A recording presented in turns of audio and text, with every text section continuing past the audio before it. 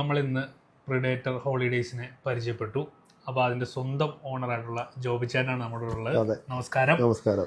അപ്പോൾ ഞാൻ എന്തായാലും വിചാരിച്ചു ജോബി ചേട്ടനോട് കുറച്ചധികം കാര്യങ്ങൾ ചോദിക്കണം എന്നുള്ളത്. കാരണം ജോബി ചേട്ടന്റെ സ്റ്റോറി കുറച്ചധികം അറിയാനുണ്ട്. ശരിക്കും ഒരു ബസ്സിലേക്ക് ആളെത്തിയത് തന്നെ വളരെ വലിയൊരു സ്റ്റോറിയാണ്. ആളൊരു തികഞ്ഞ വണ്ടിപ്രാന്തനാണ്. അപ്പൊ എന്തായാലും ഇതുപോലുള്ള സ്റ്റോറികൾ നിങ്ങളിലോട്ട് എത്തിക്കുമ്പോഴാണ് നിങ്ങൾ ഇതിനെക്കുറിച്ച് കൂടുതൽ കാര്യങ്ങൾ അറിയണത്. ചേട്ടാ, ഒരുപാട് പിള്ളേർക്കുള്ള ആഗ്രഹമാണ് ടൂറിസ്റ്റ് ബസ് അവരുടെ സ്വന്തമായിട്ട് എടുക്കുക എന്നുള്ളത്. അപ്പോ ഇപ്പോ പലരും പഠിച്ചുകൊണ്ടിരിക്കുന്നു, അത് എടുക്കണമെന്നുള്ള ആഗ്രഹത്തോടുകൂടി ഇരിക്കുന്നു. അപ്പൊ നമ്മൾ ഇതുപോലെ ഒരു വീഡിയോ ചെയ്ത് കൊടുത്താൽ അവർക്ക് അതൊരു ഉപകരിക്കും. തുടക്കത്തിലേക്ക് പോവാം. അപ്പോ ഇടുക്കി നെടുങ്കണ്ടമാണ് സ്വദേശം അല്ലെ? കറക്റ്റ്. നെടുങ്കണ്ടത്താണ് ഞങ്ങൾ ജനിച്ചു വളർന്ന സ്ഥലം.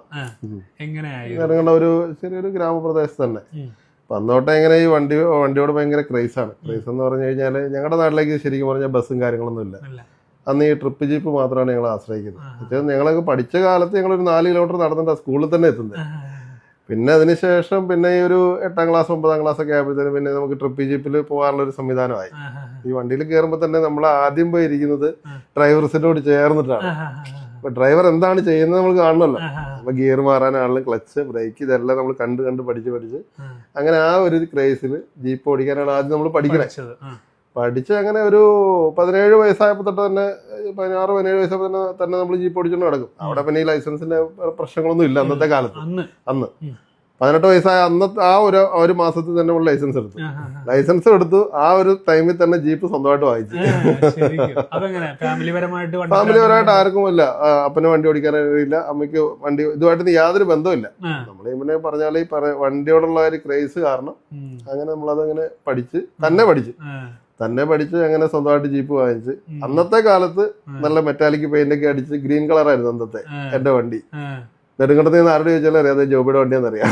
എന്ന് വെച്ചാല് ജീപ്പ് എന്ന് പറഞ്ഞാൽ എല്ലാവർക്കും അറിയാം. അന്ന് ഫസ്റ്റ് മെറ്റാലിക് പെയിന്റും നിക്കലിംഗ് ഒക്കെ ചെയ്തിട്ട് അങ്ങനെ ഒരു ജീപ്പ് ഞാനാണ് അവിടെ ഇറക്കുന്നത് നെടുങ്കണ്ടത്ത്. അതെ അതിന് ഫാൻസ് ഉണ്ടായിരുന്നു. അന്ന് ആ ഒരു ജീപ്പിന്റെ സൈഡിലിരുന്ന് ഡ്രൈവർ വണ്ടി ഓടിക്കുന്ന കണ്ടുപഠിച്ച ആള് ഇന്ന് ഏകദേശം ഒരു 10-20 ലോറികൾ അല്ലെ 20 മേളില് ലോറികൾ സ്വന്തമായിട്ടുള്ള ഒരു സാമ്രാജ്യത്തിനുടമയാണ്.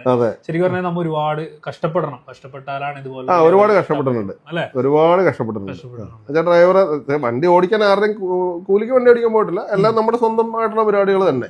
എങ്കിൽ പോലും ശരിക്കും കഷ്ടപ്പെട്ട് തന്നെയാണ് ഈ നിലയിലോട്ട് എത്തിയത്. ഒരു ഡ്രൈവർ എന്ന് പറഞ്ഞാൽ എന്താണെന്നുള്ളത് നമ്മൾ ശരിക്കും മനസ്സിലാക്കി.